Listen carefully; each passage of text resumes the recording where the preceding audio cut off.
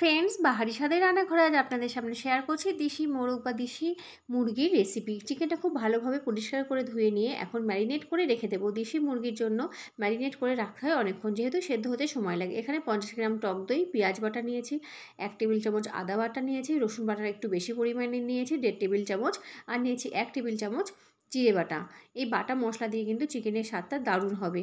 আর নিয়েছি এখানে লবণ, হলুদ, পরিমাণ মতন লাল লঙ্কার গুঁড়ো আর কাশ্মীরি লঙ্কার গুঁড়ো। কাশ্মীরি লঙ্কার গুঁড়োতে কালারটা দারুণ আসবে। এখানে সমস্ত মশলা বা উপকরণগুলো আমি দিয়ে দিয়েছি। এবার এটা খুব ভালোভাবে মাখিয়ে নিতে হবে। এটা অনেকটা পরিমাণেই আছে, সেজন্য হাতের সাহায্যে খুব ভালোভাবে মাখিয়ে নেব। আমার মাখানো হয়ে গেছে। এখন এটা আমি 1 ঘন্টার মতন ম্যারিনেট করে রেখে দেবো, তাহলে খুব তাড়াতাড়ি সফট হয়ে যাবে। আর এই চিকেন রান্নার জন্য একটু বেশি পরিমাণেই তেল দেবো। পুরো রান্নাটাই সর্ষের তেলে করব।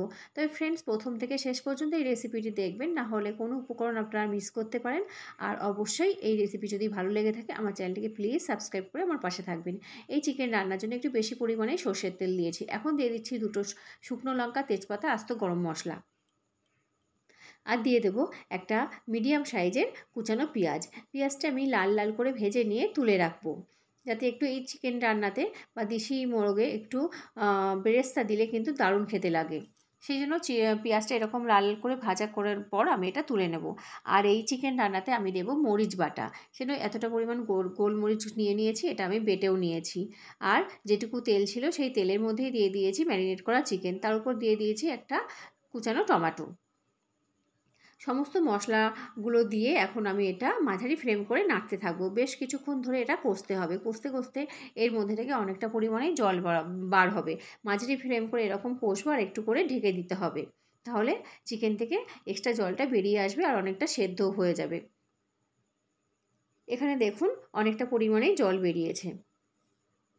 আমি এবার কষানো হয়ে যাওয়ার পর এর মধ্যে গরম জল দিয়েছি।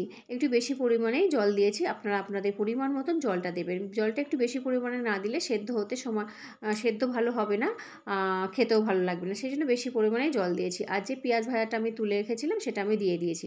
একটু ঢাকা দেওয়ার পর আমি এটা নামিয়ে ফেলেছি। দেখুন ফ্রেন্ডস, দেখতে দারুণ লাগছে, ফ্লেভারও দারুণ উঠেছে।